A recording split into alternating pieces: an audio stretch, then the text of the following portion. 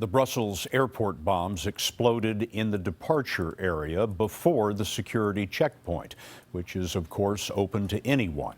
Transportation correspondent Kris Van Cleave looks at what can be done to make airports safer.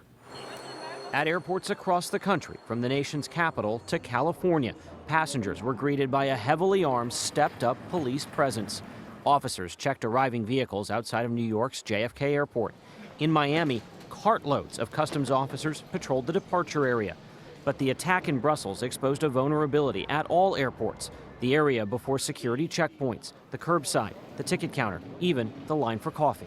The question is, how do you best push those layers of security out, recognizing there's no perfect system? Former Transportation Security Administration head John Pistol. It just becomes a question of, so do you bring in additional officers that you pay overtime to, and how many bomb-sniffing dogs do you have? And then once you start that, how long do you sustain it? The TSA said today it is increasing security at some airports, but it did not announce plans to push security perimeters back to cover softer targets.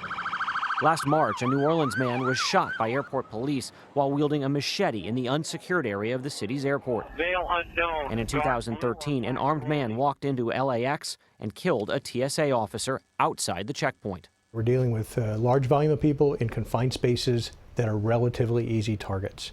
Ron Hosko is a former assistant director of the FBI. We cannot secure every space. We cannot secure every space in America where people congregate and gather. We cannot do that effectively, and I believe that our intelligence services and law enforcement, working as hard as they are able to do it less and less effectively now because of the reality of encryption. By encryption, Hosko is talking about secured apps and phones that allow terrorists to talk to each other undetected. Scott, there were calls in Congress today for enhanced airport security, but bottom line, at any checkpoint on that other side where people are lining up to be screened, that is a soft target. Kris Van Cleave at Reagan National tonight. Kris, thanks very much.